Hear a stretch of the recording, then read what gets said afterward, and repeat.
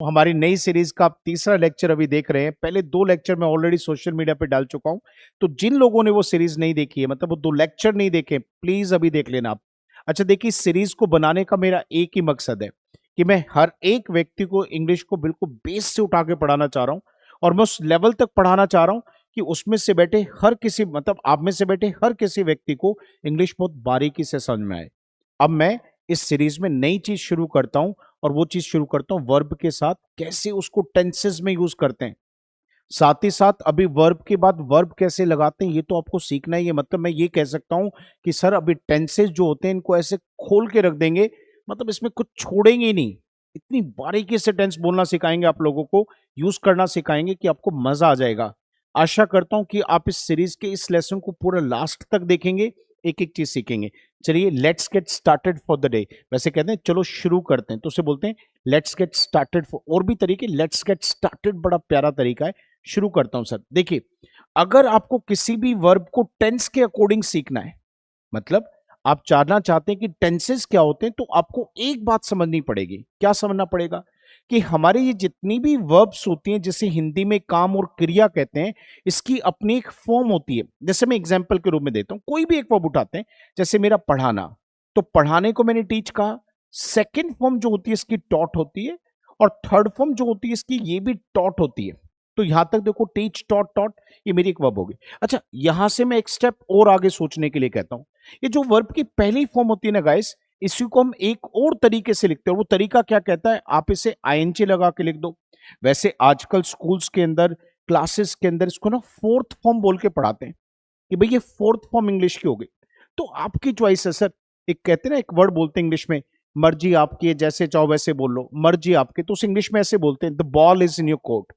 The ball is in your court. एक court पाले वाला है सर, ये मैं इसको स्मॉल कर देता हूं। The ball is in your court, मतलब मर्जी आपकी है, जैसे चाहो वैसे करो। जैसे इसको ऐसे समझिए, एक वॉलीबॉल का गेम है, आपने मेरी तरफ बॉल मारी है। अब मेरी मर्जी है सर, इस बॉल को मैं कहां मारना चाहता हूं, किस जगह मारना चाहता हूं, मेरी चॉइस है। तो अब कहते हैं ना, मर्जी मेरी है, तो इंग्लिश क्या बोलेगी? The ball is in my court, मतलब मेरी मर्जी है। तो आप इसे आईएनजी वाली वर्ब कह दो, कॉन्टिन्यूस वर्ब कह दो, फोर्थ फॉर्म कह दो, जो मन करे वो कह दो, कह सकते हैं। अगली बात देखिए, अगर मैं इसी फर्स्ट फॉर्म को एस और एस के साथ लिखता हूं, तो एक और वर्ब है। अब मैं ये वर्ब का बेस आपको समझाना चाहूं, तो यहां से देखिए गाइस, एक ही वर्ब को हमने 2 तरीके से लिखा। फर्स्ट फॉर्म में भी लिख दिया, और उसी फर्स्ट फॉर्म को हमने एस और एस लगा के भी लिख दिया। मतलब एक ही वर्ब को 2 तरीके से लिखा है, फर्स्ट फॉर्म में भी और एस और एस लगा के भी लिखा है। यहां मैं समझाना चाहता हूं एक छोटी सी बात। देखिए क्या, इसको समझने के लिए आपको मेरे साथ एक एग्जाम्पल और दे। और सर ये ग्रामर का ऐसा ऐसा शानदार कॉन्सेप्ट बोल रहा हूं, मजा आ जाएगा आपको जानकर। देखो मैं कैसे लिखता हूं। मैंने आपके सामने एक एग्जाम्पल लिया, जैसे टेबल होती है, टेबल एक चीज का नाम है, फिर मैंने इसी को बदल के लिखा टेबल्स। मैं कह रहा हूं ना सर, इस सीरीज का मतलब है मैं आपको इंग्लिश को बिल्कुल जीरो से उठा के पढ़ाना चाह रहा हूं, और आपका उस लेवल तक, मतलब लेवल बनाना चाह रहा हूं कि आप इंग्लिश में बड़ा कंफर्टेबल फील करो। ग्रामर को तो लेके ये कहो यार, ग्रामर तो मेरी सुपर्ब है यार, ग्रामर में मेरे को कोई फंसा ही नहीं सकता। अब देखो, टेबल लिखा, टेबल्स लिखा, इसी के तरीके से मैंने यहां पर आने को इंग्लिश में कम कहते हैं, और फिर मैंने इसी को कम्स लिखा। अब देखो, कम, कम्स, टेबल, टेबल्स लिख दिया। अब देखो, फील करो आप, यहां पर भी मैंने एस लगाया और यहां पे भी एस लगाया, पर फर्क देखो क्या है। ये जो मैंने एस लगाया वो किसी वर्ब के साथ लगाया, किसी काम में लगाया, क्रिया में। आना एक काम है, पर ये जो मैंने एस लगाया वो किसी चीज के नाम में लगाया। नाउन तो क्या हो गया बेटा? किसी भी चीज का नेम हो गया ना। तो देखो, दोनों जगह एस दिख रहा होगा आपको, ये टेबल में और एक कम में। पर फर्क क्या है? एस का फर्क क्या है सिंगुलर प्लूरल का? अब देखो, मैं जो बोलूंगा वो ध्यान से सुनना। अगर कभी भी आज से लाइफ में आपको एस दिखता है किसी वर्ब के साथ, अगर किसी वर्ब के साथ एस और एस लिखता है, तो याद रखना सर, ऐसी सभी वर्ब्स को इंग्लिश की भाषा में एक सिंगुलर वर्ब का नाम दिया है। सर सुनिए ना, अगर एस और एस किसी वर्ब में दिखता है, तो ऐसी सारी वर्ब सिंगुलर का पार्ट होती हैं। पर अगर वही एस और एस किसी नाउन के साथ लगता है, तो वो नाउन आपके प्लूरल बनने का काम करता है। तो प्रॉब्लम एस और एस में नहीं है। क्या शानदार बात मैंने बताई है सर। प्रॉब्लम एस और एस में नहीं है, प्रॉब्लम है लगाना किसके साथ है सर। अगर वो एस और एस किसी वर्ब में लगाना है, तो फिर वो वर्ब को सिंगुलर बना देगा। और अगर वही एस और एस हमें किसी नाउन में लगाना है तो फिर आपकी वर्ब एक मतलब वो नाउन प्लूरल बन जाएगा। तो यानी कि आपने एक बात बहुत प्यारी सी समझी है कि जब जब हम किसी वर्ब को एस और एस लगा के लिखेंगे सर, तो ऐसी सभी वर्ब्स को हम क्या कहते हैं? सिंगुलर वर्ब कहते हैं। गाइस क्या कहते हैं? सिंगुलर वर्ब कहते हैं। तो अब समझो, अब मेरी वर्ब की फॉर्म पे आओ। जो वर्ब की फॉर्म हम यहां से पढ़ रहे थे गाइस, मैं एक बार दिखाता हूं।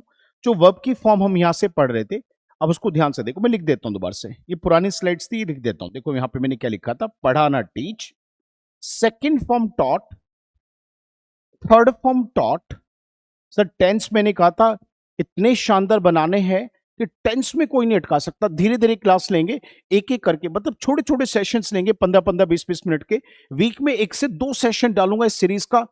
पर मकसद यही है कि इस सीरीज से आपकी इंग्लिश मुझे बहुत अच्छी बनानी। Teach taught taught ING. अब देखो मैंने कहा आईएनजी लगा के लिखूंगा तो टीचिंग है, और मैं एस और एस लगा के लिखूंगा तो टीचेस है।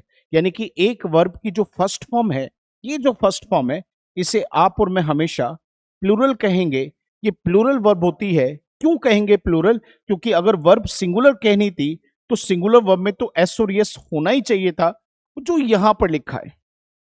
तो आज से याद क्या रखना है?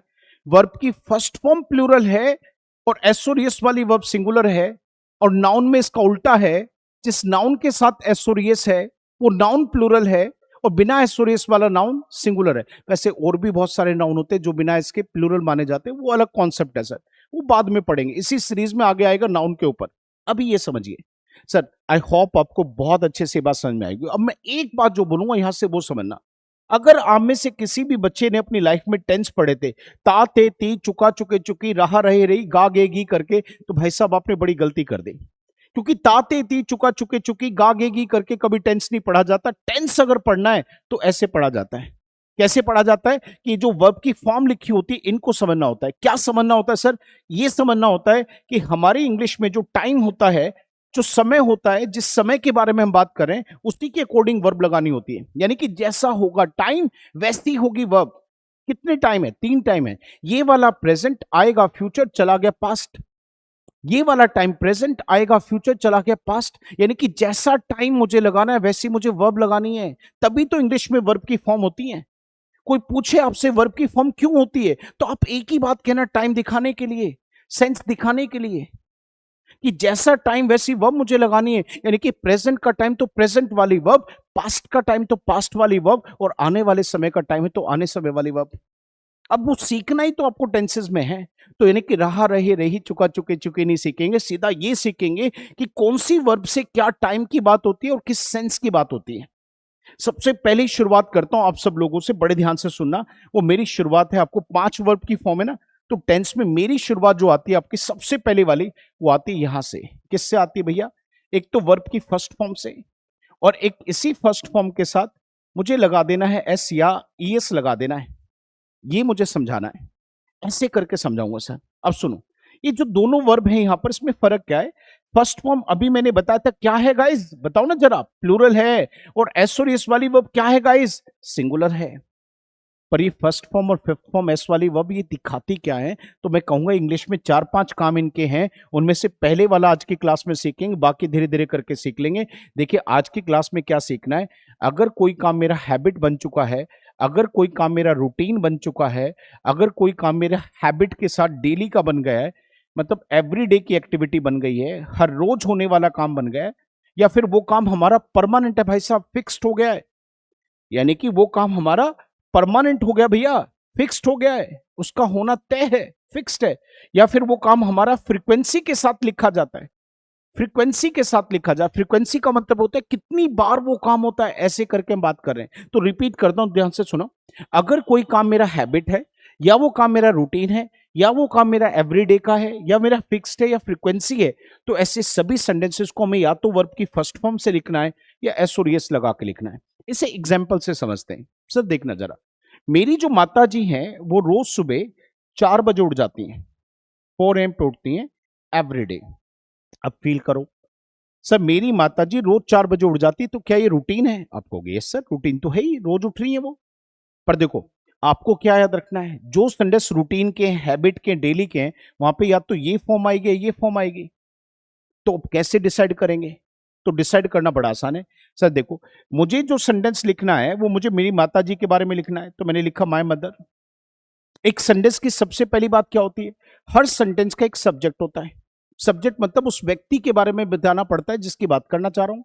जैसे यहां पे अपनी मम्मी की बात करो तो बताना पड़ेगा, तो मैंने क्या लिखा, माय मदर। अब देखो, आप मुझे बताओ, जिसके बारे में मैं आपको इंग्लिश में बता रहा हूं यहां पे, मतलब रूटीन का काम, क्या वो कोई सिंगुलर है, मतलब कोई एक व्यक्ति है? तो जवाब आना चाहिए बिल्कुल सर, आपकी माता जी, यानी कि कोई शी, यानी कि एक, सिंगुलर। तो सिंगुलर है, और उनका रूटीन बता रहा हूं, डेली का काम दिखा रहा हूं। किसी एक के बारे में बात कर रहा हूं, उनका रूटीन दिखा रहा हूं सर। तो याद करो, एक व्यक्ति यानी कि सिंगुलर, तो उसके साथ वर्ब कैसे, सिंगुलर। और सिंगुलर वर्ब के लिए मुझे कहीं ना कहीं यहां पे वेकअप नहीं लिखना सर। वेकअप वर्ब की फर्स्ट फॉर्म होती है, वेकअप फर्स्ट फॉर्म होती है। तो सही सेंटेंस कैसे बनाना है, रुक जाओ, बस 2 मिनट सुन लो ना सर, मजा आ जाएगा। वेकअप नहीं लिखना, वेक्सअप लिखना भाई। सर वेक्सअप लिखना है, रूटीन हो गया। वो किसी एक व्यक्ति का रूटीन है, और वो एक व्यक्ति कौन है सर? अब यहां से मैं बात कर देता हूं, अगर वो एक व्यक्ति है कोई ही, वो एक व्यक्ति कोई शी, वो एक व्यक्ति कोई इट है, ये भी फिक्स्ड है, ये भी समझ लो आप। वो सिंगुलर वाली वर्ब बनी किसके लिए है सर? वो सिंगुलर वाली वर्ब बनी है, जो एसोरियस वाली वर्ब होती है फिफ्थ फॉर्म, वो बनी किसके लिए? बस 3 लोगों के लिए। हमसे अलग कोई ही, हमसे कोई अलग शी, कोई हमसे अलग इट। बहुत सारे लोग तो ये भी कहते थे ही शीट या कोई नेम। सर वो तो कहने का तरीका है, कभी ही लगा के बात करते, किसी का नाम लेके बात करते, बात तो वही है। पर हमसे अलग कोई एक, यानी कि कोई ही शी इट, ऐसे सेंटेंसेस जब हम लिखते हैं, और वो कौन से सेंटेंस, ये वाले रूटीन वाले, डेली वाले, फ्रीक्वेंट, उसमें एसोरियस लगता है। तो अब मैंने ये बोलना है, my mother wakes up at 4 AM। अच्छा सुनो, अब और किसी का रूटीन हो गया, जैसे अब मैं अपना टाइम बताता हूं। भैया मैं उठता हूं सुबह 6 AM पे, कैसे, डेली उठता हूं भाई साहब। अब देखो ये मेरी हैबिट है भाई, रोज मैं रूटीन से 6 बजे उठ जाता हूं, मैंने अपनी बात कर ली। पर वैसे तो मैं भी सिंगुलर हूं, मैं भी एक ही हूं, पर मैं कोई थर्ड पर्सन तो नहीं हूं, मैं तो फर्स्ट पर्सन हूं, बात को कहने वाला हूं। और जो सिंगुलर काउंट होता है एसोरियस वाली वर्ब के लिए, वो तो तभी काउंट होता है जब कोई ही शीट हो। तो आए एक ऐसा व्यक्ति है सर, पूरी इंग्लिश में मात्र आए, आए एक ऐसा व्यक्ति है जिसके साथ सिंगुलर और प्लूरल दोनों वर्ब आती हैं, जिसके साथ सिंगुलर वर्ब भी आती है और प्लूरल भी आती है। वो हमेशा डिपेंड करता है कि वर्ब कैसी होनी चाहिए। ये नहीं कि वर्ब कैसी होनी चाहिए, इसका जवाब देखो मैं क्या कहता हूं। अगर वो वर्ब है बी वाली, जैसे कि एम, बी की फॉर्म है, जैसे कि वॉज, बी की फॉर्म है, ये सिंगुलर है वॉज, इसका प्लूरल होता है वर। तो आई के साथ अगर हमें सिंगुलर वर्ब चाहिए तो बी की वर्ब लगेगी सर, जैसे आई एम और आई वॉज। पर अगर मेरे सेंटेंस में बी की वर्ब के अलावा कुछ और है, जैसे कि हैव और हैज, में क्या फर्क है सर? हैज सिंगुलर है और हैव प्लूरल है। सर हैज सिंगुलर है, हैव प्लूरल है। अब मुझे आई के बारे में कहना है, तो मैं ये कहता हूं हमेशा इंग्लिश में आई हैव, मैं आई हैज तो कभी नहीं कहता, क्योंकि आई के साथ सिंगुलर वर्ब तभी आ सकती है जब वो वर्ब बी की हो। बी के अलावा कोई और वर्ब है तो वो हमेशा प्लूरल फॉर्म में लिखी जाएगी।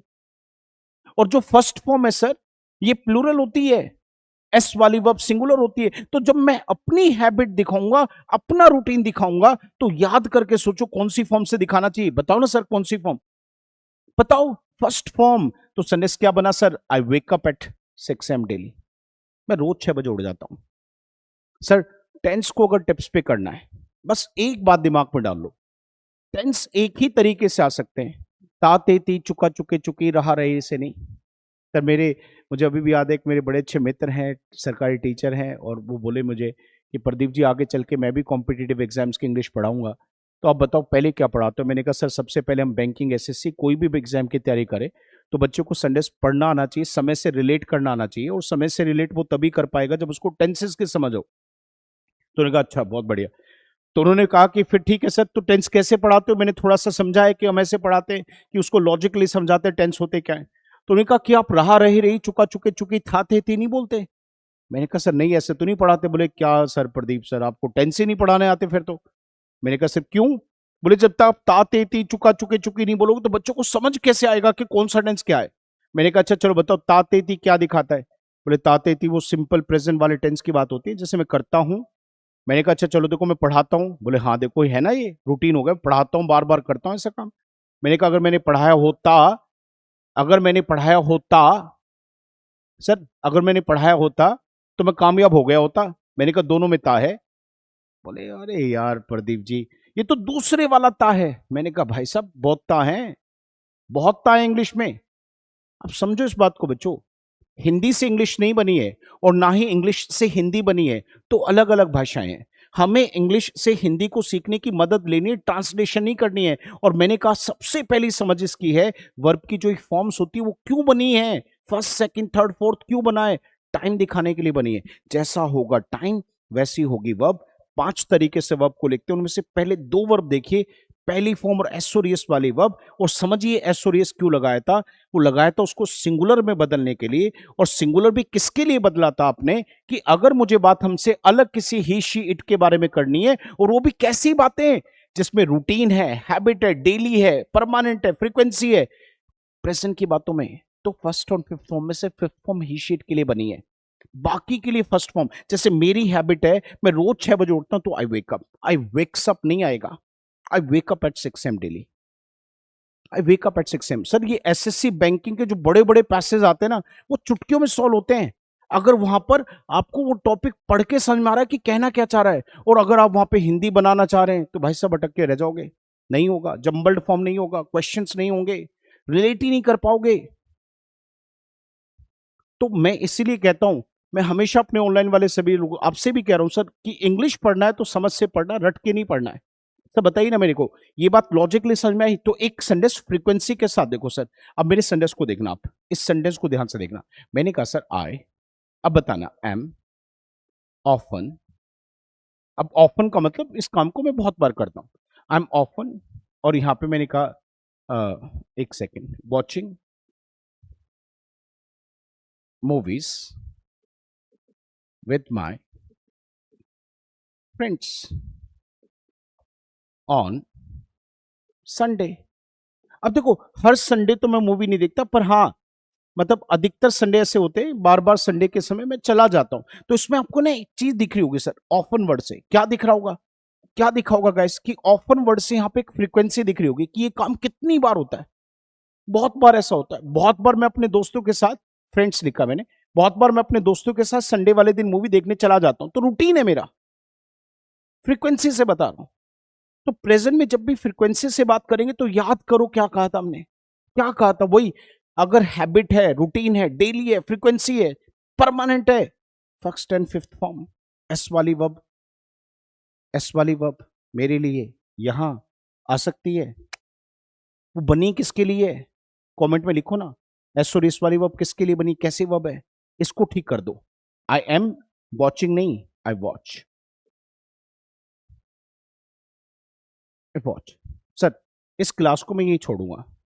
मुझे आप ईमानदारी से कमेंट करके बताएंगे क्या आप लोगों को टेंस ऐसे समझ में आए, क्या आपको लगता है कि टेंस हमें ऐसे ही सीखने चाहिए, क्या इसकी बहुत बढ़िया प्रैक्टिस करके सीखनी चाहिए, क्योंकि मैं अगली क्लास फिर इसकी बहुत शानदार प्रैक्टिस के साथ दूंगा। और मैं साथ ही साथ उन बच्चों को भी कह रहा हूं जो एग्जाम्स की तैयारी करे, एसएससी बैंकिंग सीडीएसई देना है, आपको मैं इसके क्वेश्चन बच्चों की तरह सोल्व करवाते दिखाऊंगा, बस समझ के साथ। ये समझ आपको होनी चाहिए, ता ते ती चुका चुके नहीं, समय के साथ बात को बोलना आना चाहिए। आई होप आपने इस क्लास को एंजॉय किया होगा। वर्ब कितने तरीके से लिखी जाती है सीखा होगा, एस और इस वाली वर्ब को क्या कहते हैं सीखा होगा, रूटीन की बात कैसे करते हैं सीखा होगा, किसके लिए सिंगुलर वर्ब बनी है, किसके लिए प्लूरल बनी है सीखा होगा, आई के साथ सिंगुलर कौन सी प्लूरल कौन सी वर्ब आती है सीखा होगा, नाउन का सिंगुलर प्लूरल क्या होता है सीखा होगा, टेंस क्या होते हैं ये भी सीखा होगा। और अगर मेरी बात सच में आप तक पहुंची है तो एक लाइक एंड शेयर और एक कमेंट तो बनता ही बनता है। होप करता हूं कि आप इतने अच्छे से कमेंट करके बताओगे, लाइक एंड शेयर करोगे, कि मैं अगले वीक में जब लेसन बनाऊंगा नेक्स्ट तो मैं और जान लगा दूं सर आप लोगों के लिए, क्योंकि आपका प्यार मेरे को मेहनत करने पे मजबूर करेगा ही करेगा। Thanks for watching, please like and share करना। Thank you, thanks a lot.